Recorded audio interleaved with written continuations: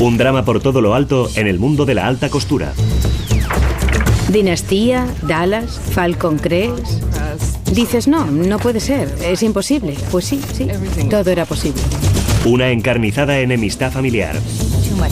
La casa Gucci entera se derrumbó por culpa de los conflictos internos.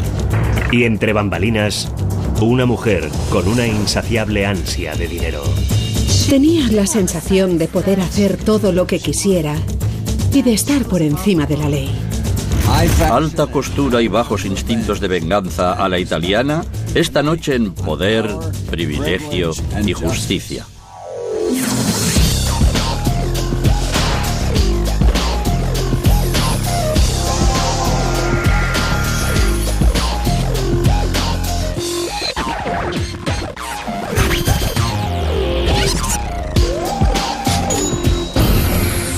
Crímenes imperfectos, ricos y famosos. Crimen de moda. 27 de marzo de 1995. Milán, Italia. 8:30 de la mañana. Maurizio da su paseo matutino hacia su despacho. 1 año y medio después de ser destituido como presidente del famoso imperio familiar del mundo de la moda, se pasa los días buscando la manera de ganarse su próximo millón. Al entrar en el edificio, alguien se le acerca por la espalda y efectúa 3 disparos. Gucci cae al suelo gravemente herido. Pero para asegurarse de su silencio, el asesino le dispara el tiro de gracia en la cabeza. Un hombre dobla la esquina. El asesino se gira y dispara 2 veces en su dirección, dándole en el brazo. El pistolero corre hacia un coche que le espera y desaparece en las calles de Milán.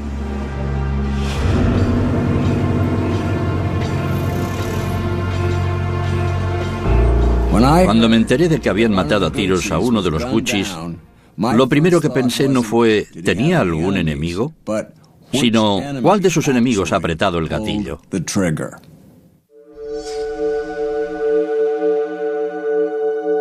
Un crimen tan brutal, en plena luz del día, en Milán.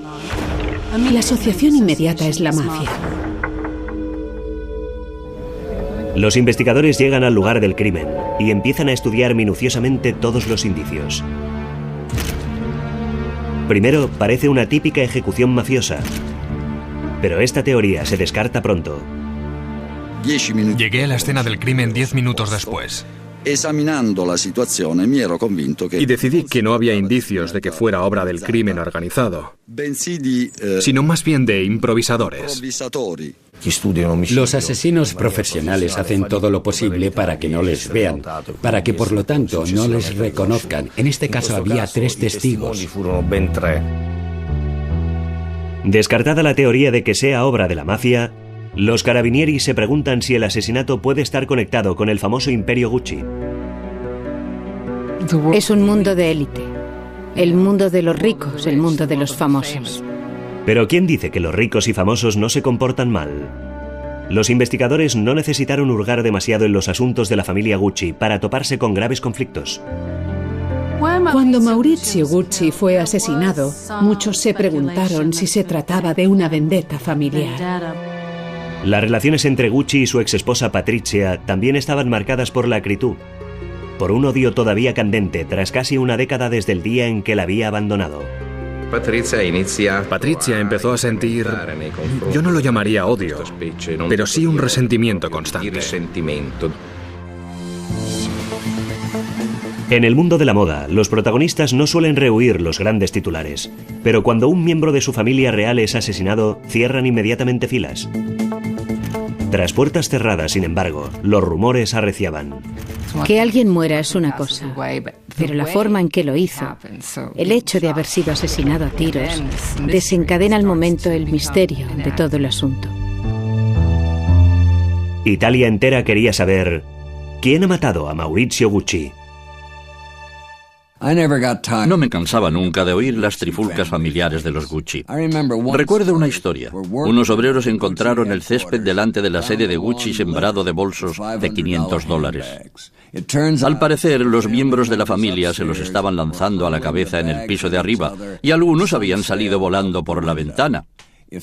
Para poder resolver este caso, los carabinieri tendrían que investigar a fondo el negocio de la familia. 1921. La casa Gucci nació en Florencia, Italia. Aquí, Guccio Gucci fundó una modesta tienda de artículos de cuero destinada a los miembros de la élite de la ciudad. Para ello aprovechó la consolidada fama artesana de la zona. Durante las 2 décadas siguientes, el negocio del cuero de Gucci cundió y floreció. Los 3 hijos de Gucci se pusieron a trabajar en la empresa familiar y pronto se empezó a hablar de expansión. El fundador de la empresa quería quedarse en Florencia, pero sus hijos opinaban que era muy importante trasladarse a Nueva York, abrir una sucursal allí. El patriarca decía, ¿por qué tenemos que hacer eso? ¿Por qué no nos quedamos en Italia? Pero ellos insistieron en la importancia de abrir una tienda en Nueva York, donde tendrían acceso a un sector de la moda mucho más amplio. La expansión trajo consigo una clientela mucho más selecta para Gucci. El calzado y los bolsos de la marca se convirtieron en símbolos de prestigio en el mundo entero. Y los miembros de la familia entraron a formar parte de la jet set internacional. Estrellas de cine como Frank Sinatra o Sammy Davis Jr. llevaban esos zapatos. Y los miembros de la familia Gucci se codeaban con los personajes más famosos, con miembros de la realeza, con esa princesa, con aquella condesa. En la empresa se había alcanzado un delicado equilibrio del poder. Pero este equilibrio se veía amenazado por el hecho de que uno de los hermanos tuviera 3 hijos y el otro solo uno, Maurizio. Maurizio creció como un niño muy solitario, un poco triste. Era hijo único. Su madre había muerto cuando él solo tenía 5 años y su padre le sobreprotegía.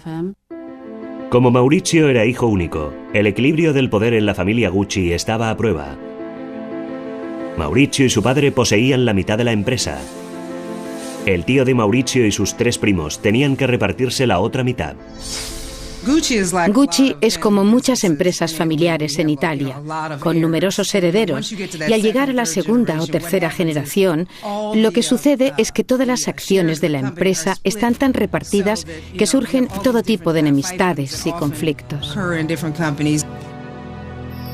Aunque toda la familia participara en la empresa, no todos sus miembros estaban al tanto de los asuntos de dinero. Muchos secretos financieros permanecían ocultos para la nueva generación y Paolo Gucci empezó pronto a investigar. Quería saber por qué en 1978 las tiendas de Gucci en Estados Unidos habían registrado un volumen de ventas de $48 millones, pero en cambio no habían dado beneficios. Paolo no sabía que su padre y su tío desviaban gran parte de este dinero a cuentas extranjeras. La animosidad fue creciendo hasta que Paolo encontró ciertos documentos que demostraban la contabilidad creativa de su padre y los envió a los juzgados americanos. A causa de su propio hijo, Aldo Gucci, de 81 años, pasaría un año en una cárcel de Florida. Pero Paolo no era el único joven de la familia en meter cizaña. Maurizio, el tímido y discreto primo, se había enamorado de una mujer llamada Patrizia Reggiani. Ella había sido fruto de los amores entre una camarera y un magnate de los transportes. El posterior matrimonio de su madre con el rey de los camiones aseguró a Patrizia una vida de privilegiada riqueza.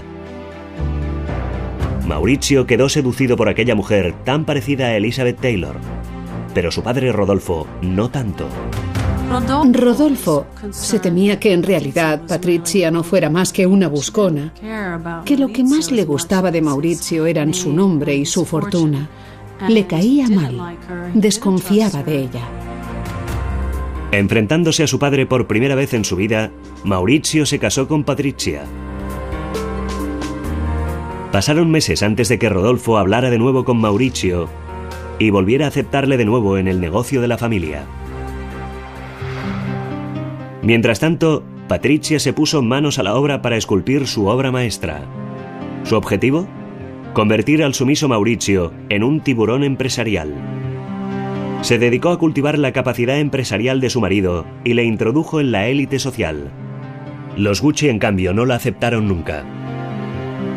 Es decir, ella encajaba con la alta sociedad, pero no encajaba en absoluto con la familia. La consideraban una primadona completamente egocéntrica. Imagínense, una extraña que se introduce en la familia, en ese clan que ya tenía sus problemas, sus conflictos. Pues encima ella llega y decide: ahora me encargo yo, tendréis que contar conmigo para todo. Un hijo luchando para hacerse un hueco en el negocio familiar. Una esposa intrigante afilando las garras de su marido. 5 familiares indignados luchando cada uno desde su reino de taifas. El desastre estaba cantado. La muerte a tiros en 1995 del antiguo presidente de Gucci, Maurizio Gucci, había causado conmoción en su Italia natal y en el mundo de la moda. Las sospechas recayeron enseguida en sus familiares. Cualquiera que estuviera mínimamente cerca de los Guccis sabía que en su mundo el dinero tenía siempre prioridad antes que la familia. Era una familia muy pendenciera, muy descontrolada de alguna manera. Hubo épocas en las que entre los juzgados estadounidenses y los italianos se acumulaban más de 20 querellas a la vez. Con 6 Guccis en el consejo de administración, nadie estaba satisfecho con su parcela de poder. Entonces se acabaron las contemplaciones. Azuzado por su ambiciosa mujer, Maurizio Gucci se preparaba para el asalto al poder que haría morder el polvo a sus primos. Hubiera sido lógico que estas encarnizadas batallas públicas afectaran negativamente los negocios de la empresa, pero cuanto más aparecía el nombre Gucci en la prensa amarilla, más deseaba todo el mundo ser visto con los famosos artículos de la doble G. La popularidad, sin embargo, no siempre conlleva el éxito. Los Gucci empezaron a acordar franquicias de su marca a prácticamente cualquiera que estuviera dispuesto a pagar. La situación llegó a su clímax en julio de 1982, cuando Paolo pretendió tomar las riendas en una reunión de la empresa.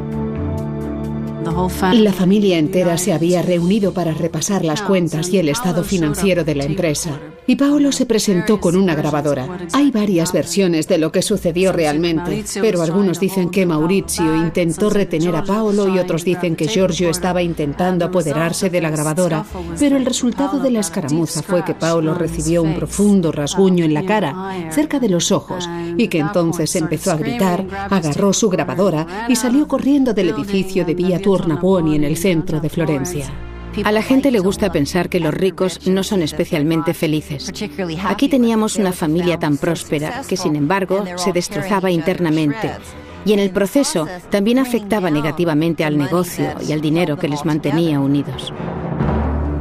El día siguiente del incidente con la grabadora, Paolo presentó una demanda judicial de muchos millones de dólares contra sus familiares. Pero aquel no era el único problema en la casa Gucci. En pocos años, su imagen había registrado un importante deterioro en Estados Unidos. Eran como drogadictos, adictos al dinero fácil que sacaban de sus franquicias y que luego alimentaba sus rencillas. Pero fueron perdiendo el prestigio porque objetos cada vez más baratos enarbolaban la doble G. Ya no era un asunto de la jet set, era una especie de broma. Los primos Gucci vendían gustoso su marca en el mercado de masas, siempre que el dinero siguiera entrando a espuertas. Maurizio, en cambio, soñaba con recuperar el selecto renombre de la marca Gucci. El momento, además, era perfecto. En la década de 1980, el mundo de la moda empezó a interesarse en Italia. Milán se estaba convirtiendo en el nuevo París, y Maurizio vio una oportunidad de oro. Gucci encabezaría la nueva ola de la moda italiana, pero solo si volvía a concentrarse en el mercado de gama alta. Cuando su padre murió en 1983, Maurizio se dispuso a entrar en acción. Había heredado 230 millones de dólares y la mitad de las acciones de la empresa Gucci. Animado por Patrizia, Maurizio intentó hacerse con el control y redefinir Gucci como una marca exclusivamente al alcance de los más ricos. Pero su tío y sus primos poseían el otro 50% del imperio y no tenían la intención de cambiar de estrategia. ¿Por qué tengo que hacer caso de Maurizio Gucci si yo soy Paolo? y sé qué es lo mejor para la empresa. Todos eran muy ricos, de manera que los herederos, por supuesto, se volvieron codiciosos como todo el mundo. Querían que su fuente de ingresos siguiera igual que hasta entonces, y eso chocaba con los deseos de Maurizio Gucci. Con tantas maniobras empresariales, Maurizio ya no tenía tanta paciencia con Patrizia, y menos tiempo para las dos hijas de ambos. Patricia le criticaba y le acosaba, y se quejaba de que no lo hacía suficientemente bien, de que ella podría hacerlo mucho mejor.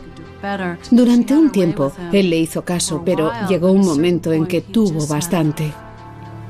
Y un día hizo la maleta. Solo era una bolsa de fin de semana. Dijo a Patricia y a las chicas que se iba a Florencia, a la fábrica y a la sede principal de la casa Gucci, que era un viaje de negocios. Se despidió de las tres con un beso y se marchó. Nunca volvió a casa. Patricia se había acostumbrado a usar pantuflas de $900, a visitar a diario la peluquería más exclusiva de Milán, a gastarse $300.000 en una tarde de compras. Todas las ventajas de estar casada con un Gucci. Pero incluso después de la separación, se mantuvo muy al tanto de los asuntos financieros de Maurizio. Pero justo en el momento en el que Maurizio se aprestaba a apretar el acelerador de su plan de reestructuración, cayó una verdadera bomba. Su resentido primo, Paolo, había enviado a las autoridades italianas un dossier que demostraba que Maurizio había comprado su yate de $1 millón utilizando dinero de las cuentas bancarias de su padre en el extranjero. Un caso claro de evasión de impuestos. Cuando las autoridades italianas se presentaron para detener a Maurizio, este se dejó llevar por el pánico. Se montó de un salto en su moto y se dirigió a su mansión campestre en los Alpes suizos. Al teléfono, Maurizio siguió maniobrando para echar a sus primos del negocio y tomar sus riendas de una vez por todas. Pronto encontró un grupo de inversores árabes dispuestos a ayudarle en este empeño. Sabía cuál de sus primos estarían más dispuesto a vender. Dijo a los inversores que se dirigieran a Paolo. Paolo odiaba a Maurizio, pero todavía odiaba más a su propio padre y a sus hermanos. Al fin y al cabo, Paolo decidió vender por venganza, y él lo sabía. Al cabo de un tiempo, todos los demás familiares vendieron su participación a la compañía de inversiones. Y finalmente, Maurizio fue declarado inocente de los cargos de evasión de impuestos, y era ahora libre de dirigir la empresa como mejor le pareciera. En una empresa, cuando alguien tiene más del 50% de las acciones, eso equivale en la práctica a tener el poder de tomar muchas decisiones. Y una vez Maurizio consiguió convencer a uno de los miembros de la familia de que vendiera sus acciones, todos los demás no tuvieron más remedio que vender también, porque sus participaciones del 10, 20 o 15% eran ya inútiles, en realidad.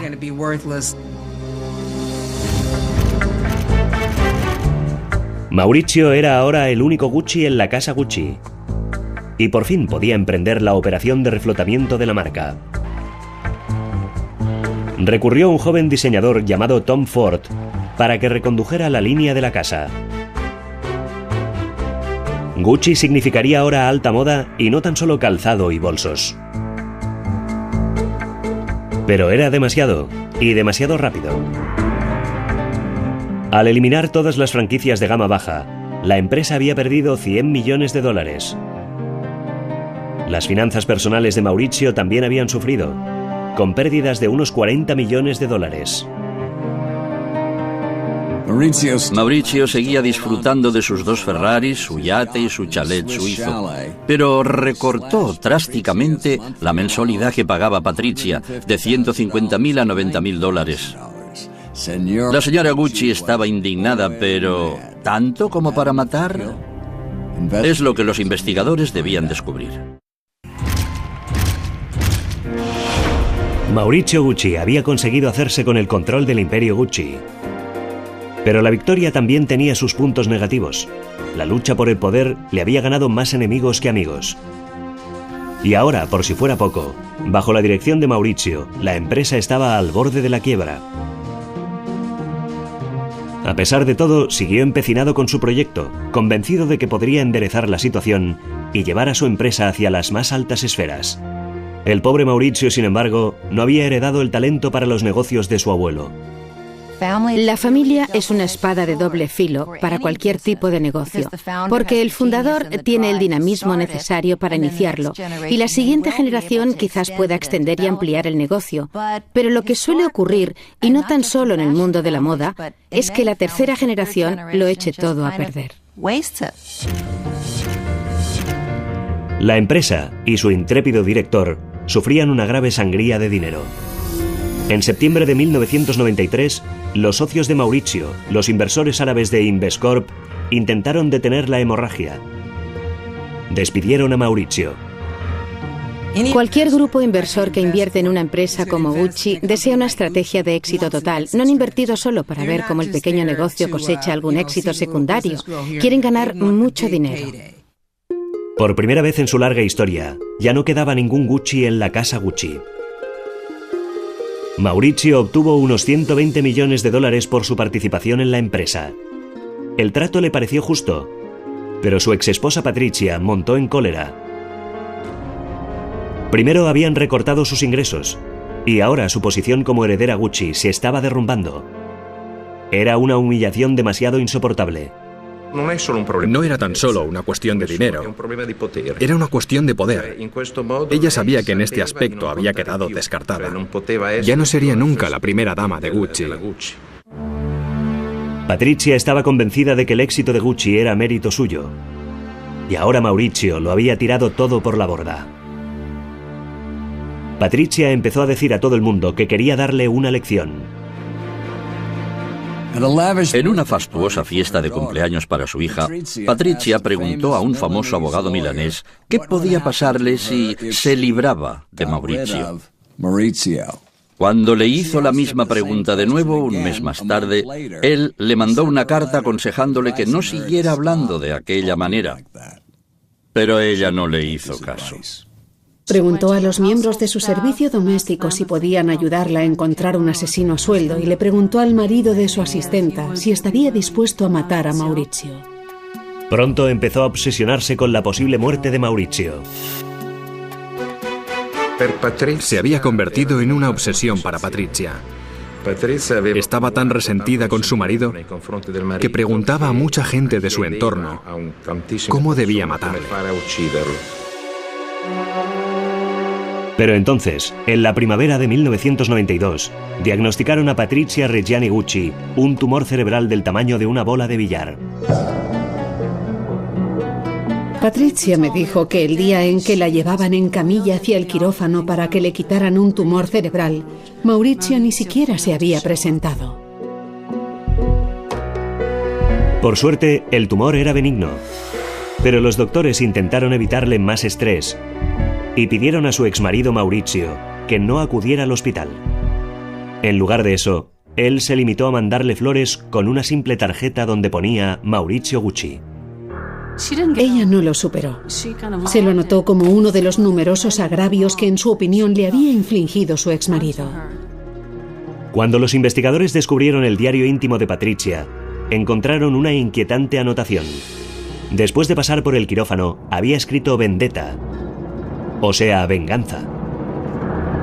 El 19 de noviembre de 1994, tras casi 10 años de separación, el divorcio de Mauricio y Patricia era por fin definitivo.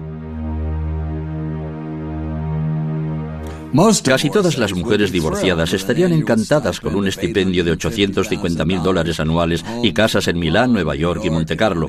Pero Patricia, en cambio, calificó la oferta de simple plato de lentejas. Aquella pequeña carnívora solo se sentiría satisfecha con el mejor corte de carne de primera clase. Al poco tiempo de haber sido eliminado de su negocio familiar, Mauricio Gucci parecía dispuesto a empezar de nuevo. Y con una nueva mujer, habitual de la alta sociedad de Milán, llamada Paola Franchi. Los tortolitos se construyeron entonces un verdadero nidito de amor. Entre los dos renovaron un enorme apartamento en el selecto Corso Venezia de Milán y lo llenaron de muebles y obras de arte de un gusto exquisito. El simple alquiler de aquella vivienda se elevaba a nada menos que $250,000 al año. A la ex señora Gucci, Patricia, aquello le sentó muy mal.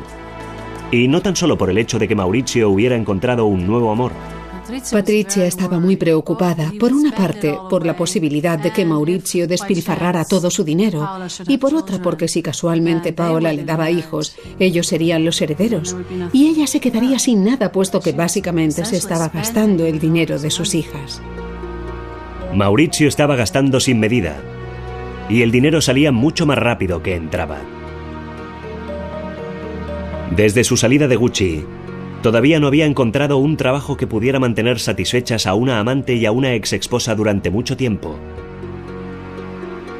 Seguía poseyendo millones del dinero de Gucci, pero cuando Patrizia descubrió que lo estaba empleando para financiar negocios arriesgados como casinos y empresas de transporte, se dejó llevar por el pánico. Maurizio no tenía talento para los negocios. Si seguía por el mismo camino, podía perderlo todo, y ella se quedaría sin un duro. Pero si Maurizio sufriera algún accidente, si desapareciera del mapa, el dinero estaría a salvo. Patrizia recurrió a su mejor amiga, una mujer llamada Pina Auriemma, y le pidió consejo. Pina compartía el interés de Patrizia en videntes y ciencias ocultas. Sin duda, encontrarían entre las dos la manera de solucionar el problema. Pina la acompañaba a visitar a esa gente. Las dos mujeres recurrían siempre a este tipo de supersticiones y embrujos. La prensa italiana llamaba a Pina la maga nera, la bruja negra. Patrizia y ella habían explorado el mundillo de adivinos, médiums y exorcistas. Ahora estaban planeando un asesinato.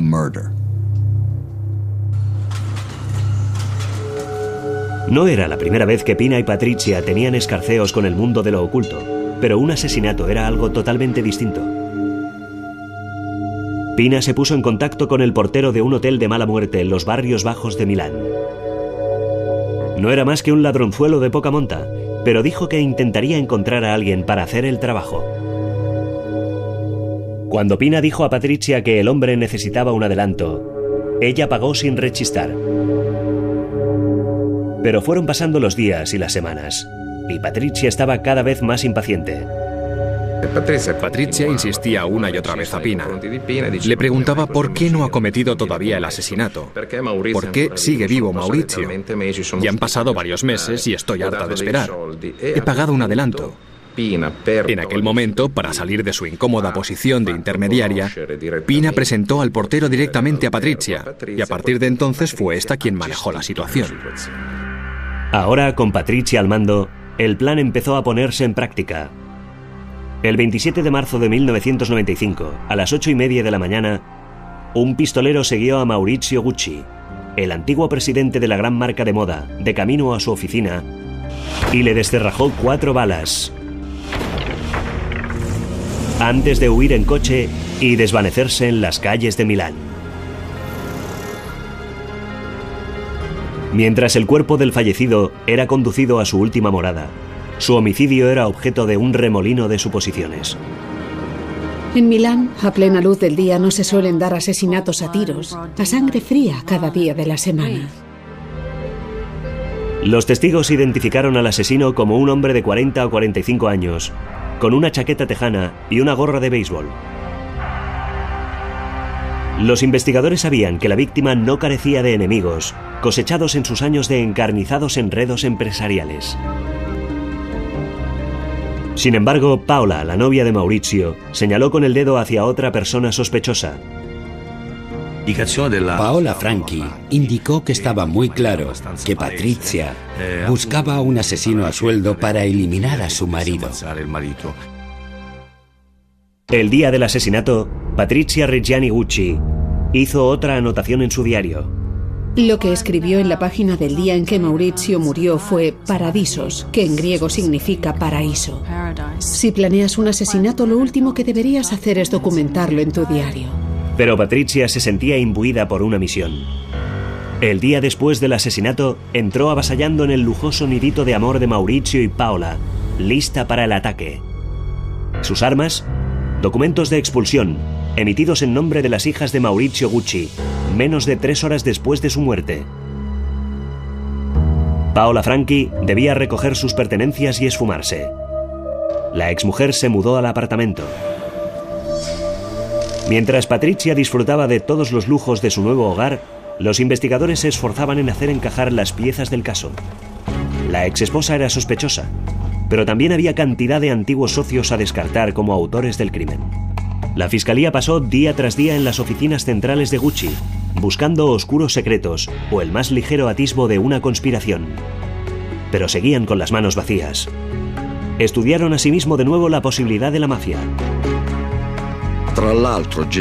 También traté con muchos confidentes o soplones. Durante las investigaciones, les pregunté una y otra vez si sabían algo del asesinato de Gucci.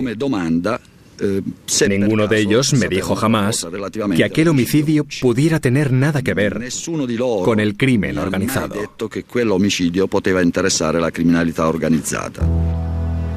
La investigación estaba en punto muerto. Pasaron 2 años. La policía estaba segura de que Patrizia tenía algo que ver con el asesinato, pero no tenían nada que la relacionara con el pistolero.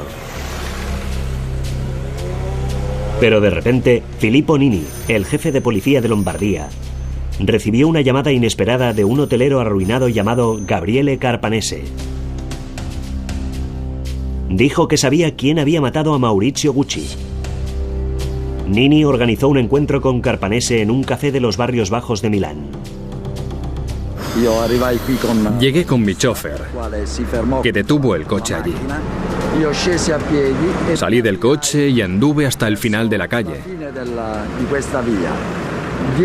A 3 metros de distancia, al otro lado de la calle, reconocí a Carpanese, que se había descrito a sí mismo como una persona muy alta y corpulenta, con una chaqueta roja. Carpanese contó a Nini que un hombre llamado Ivano Savioni fanfarroneaba de haber estado involucrado en el asesinato de Maurizio Gucci. Savioni era el portero de un hotel de mala muerte y amigo de Pina Auriemma. La colaboración de Carpanese fue muy importante. Se puso a nuestra disposición. Aceptó llevar un micrófono oculto. Le convencimos para que hablara con Savioni, para oír directamente las declaraciones que, según él, este había hecho. En la grabación, Savioni decía que la amiga de Patrizia, Pina, le había hablado de matar a Maurizio Gucci. Savioni llamó al propietario de una pizzería, amigo suyo, y este entró en contacto con un mecánico que vivía detrás de su restaurante. El mecánico aceptó hacer el trabajo. Increíble. Patrizia dispone de millones y ¿a qué tipo de banda recurre? A una entusiasta del tarot, un portero de un hotel de mala muerte, un pizzero y un mecánico. Es un milagro que el plan llegara a llevarse a cabo. Patrizia no tenía la más mínima idea de que la policía descubriría su complot. Patrizia vivió durante 2 años con sus 2 hijas en el lujoso apartamento que Maurizio había amueblado para su amante, Paola, y estaba convencida de que su crimen había quedado impune. Poco se imaginaba que la policía estaba cerrando el cerco a su alrededor. Pincharon sus teléfonos y vigilaron sus actividades. Por fin los agentes disponían de suficientes pruebas para detenerla. El 31 de enero de 1997, a las 4:30 de la tarde, la sorprendieron en casa.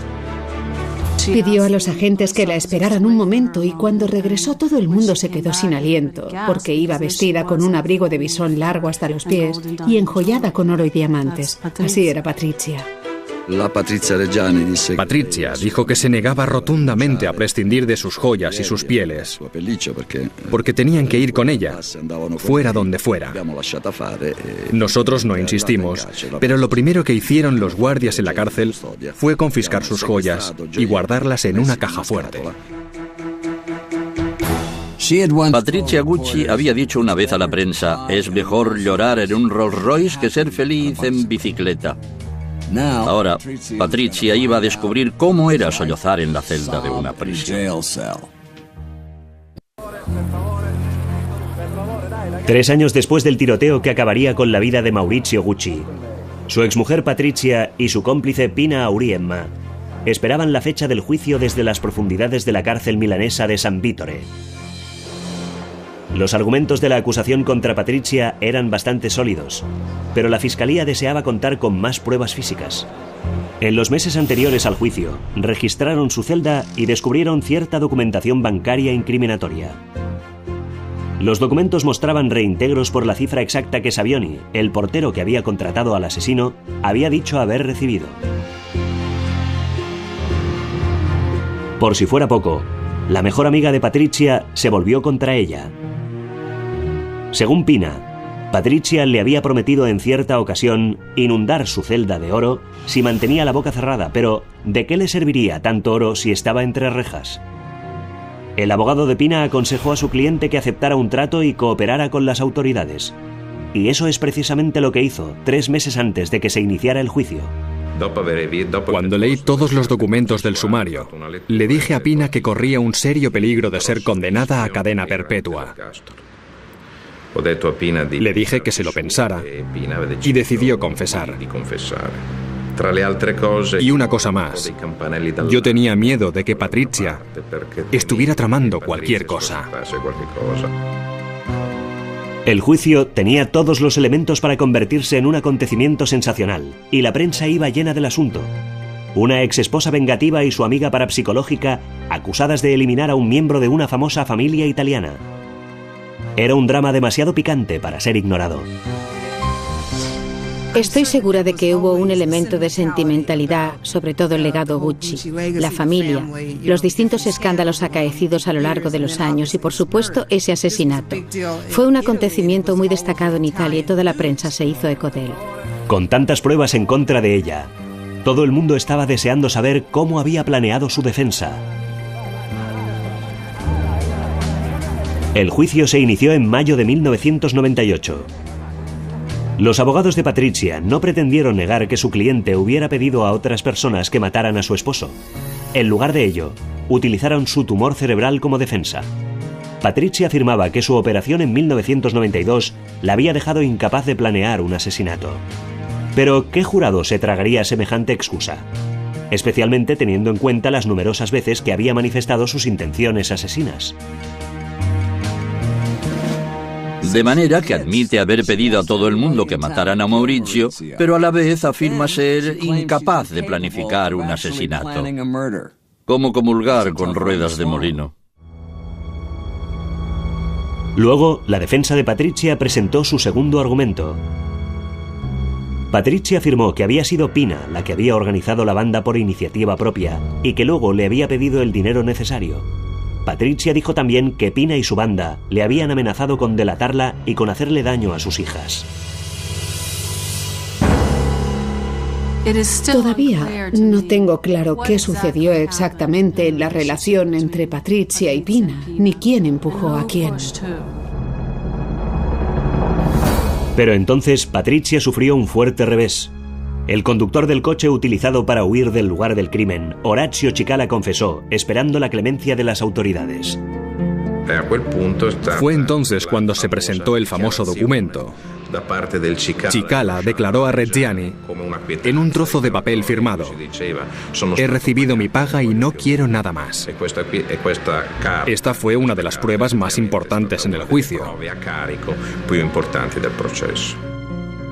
Patrizia Gucci hizo todo lo posible para parecer como una chica buena ante el tribunal. En lugar de su abrigo de visón habitual y su ropa de diseño, llevaba sencillos pantalones de algodón y retorcía un rosario entre sus dedos. Pero ni un cambio de vestuario ni un rosario bastarían para sacar a Patrizia de este embrollo. Tras meses de testimonios en el juicio por el asesinato de Maurizio Gucci, los miembros del jurado solo tardaron 7 horas en alcanzar un veredicto. Declararon culpables a Patrizia Gucci y a sus 4 cómplices. A excepción del autor material del crimen, que fue condenado a cadena perpetua, todos recibieron condenas que oscilaban entre 25 y 29 años de cárcel. Como inductora y responsable principal, Patrizia fue castigada con la pena máxima de 29 años. Con buen comportamiento, todavía podría pisar la calle antes de cumplir los 70. Llegado el momento, lo más probable es que vuelva a vivir de la herencia de sus hijas, procedente de la fortuna de los Gucci, pero de momento, la cárcel está en las antípodas de su palaciego hogar en Corso Venezia. En la cárcel ha sufrido agresiones de las otras reclusas y ataques epilépticos a consecuencia del tumor cerebral que le quitaron en 1992. Patrizia Reggiani ha sufrido mucho en la cárcel. No es así como quería que acabaran las cosas. Sus hijas, Alessandra y Allegra, defienden a su madre y proclaman su inocencia. De hecho, la hija menor, Allegra, empezó sus estudios de Derecho con el declarado objetivo de contribuir a la liberación de su madre. La familia presentó una demanda de apelación basada en motivos familiares. Presentaron documentación médica que sugería la incapacidad de Patrizia para saber lo que hacía, debido al tumor cerebral que había sufrido y la intervención quirúrgica consiguiente. En mi larga carrera he oído los argumentos más peregrinos para defender a un acusado, pero recurrir al de la enajenación para defender a alguien que ha contratado a un asesino a sueldo, eso sí que está cogido por los pelos. En julio de 2004, las autoridades judiciales italianas aceptaron reabrir el caso. Mientras tanto, la casa Gucci ha pasado a ser el Grupo Gucci, una expansión que la ha convertido en una de las empresas más importantes del mundo en el sector de la moda. La historia de Gucci es una especie de historia milagrosa, de una firma que creció y se estrelló espectacularmente, y luego, increíblemente, volvió a renacer de sus cenizas. Gucci se ha convertido en todo lo que Maurizio había soñado. Aunque ni un solo miembro de la familia esté ya involucrado con la empresa, que cotiza en bolsa. Hoy en día, la casa Gucci es exclusivamente conocida por sus diseños de gama alta, no por las rencillas de baja ralea entre los miembros de la familia que le ha dado el nombre. La saga de los Gucci demuestra que a veces la realidad supera la ficción. Un hijo que manda a su padre a la cárcel. Un primo que manda al exilio a su primo. Una ex esposa que contrata a un pistolero para acabar con su exmarido a plena luz del día. Si alguien se inventara una historia semejante, nadie se la creería. En diciembre de 2004, la solemne reapertura del Teatro de la Ópera de la Scala fue retransmitido en directo en pantallas gigantes por todo Milán, incluso en la cárcel de San Vittore. En otros tiempos, Patrizia Gucci habría tenido las mejores butacas de la sala. Estoy seguro de que jamás se habría imaginado que un día contemplaría el estreno de la Scala entre rejas. Dominic Dune para la televisión judicial.